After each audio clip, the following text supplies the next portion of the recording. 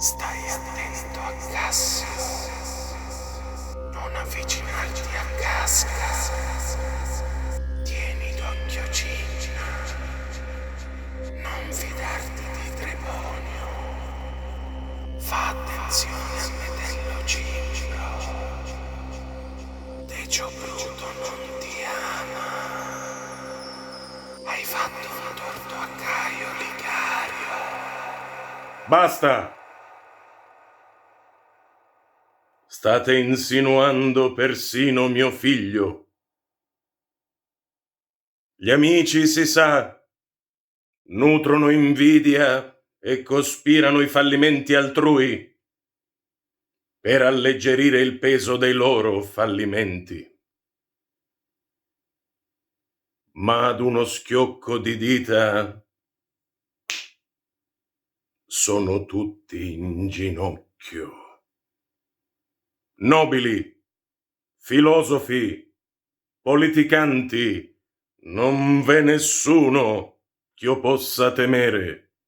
Sono io, l'impero. E domani schioccherò le dita per metterli tutti in riga. Non c'è più tempo per chiacchiere e malumori. Oligarchie, aristocrazie, democrazie sono solo uno spreco di tempo che porta le coscienze degli uomini a comprendere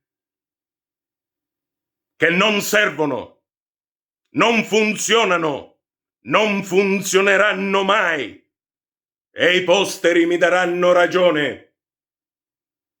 Un uomo forte che ha la libertà e la possibilità di assumersi delle responsabilità e guidare un popolo alla retta via. Ordine, giustizia, uguaglianza. Può garantirgli un sol giudice che sia degno e giusto, come me. Presto le nostre campagne militari si espanderanno oltre i confini del mondo e la maestosità delle nostre imprese chiarirà che la grandezza è possibile soltanto quando un sol uomo, al di sopra di tutti, schiocca le dita con onore e dignità. Domani lo chiarirò una volta e per tutte e per sempre.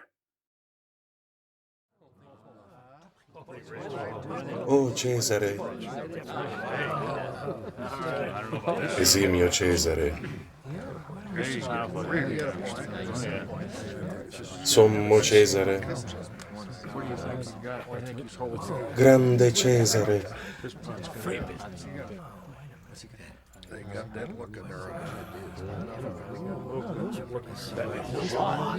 Silenzio, per favore. Dunque, tutti questi inchini e tutte queste meschine blandizie potrebbero scaldare il sangue degli inetti e mutare decisioni già assunte e precetti in regole di bambini. Ma non sarete tanto sciocchi da credere che l'indole di Cesare sia così inaffidabile da perdere le sue qualità congenite e dissolversi di fronte a manifestazioni che struggono gli stolti. Intendo dire espressioni melense, servili cortigianerie e basse moine. Cesare non compie atti ingiusti, né cerca soddisfazione senza una giusta ragione. Potrei commuovermi se fossi come voi, ma le preghiere non tributano la mia commozione. Io sono fermo come una stella polare che per immutabilità non appari nel firmamento. Il cielo è un quadro cosparso di innumerevoli faville, ma ve n'è solo una che splende fissa nel suo posto. Così è nel mondo, è affollato di uomini, e gli uomini sono di carne e sangue, e sono dotati di ragione. Ma tuttavia tra essi ne conosco soltanto uno, inattaccabile, che conserva il suo posto per nulla scosso, e che questi sia proprio io, consentitemi di dimostrarlo seduta stante.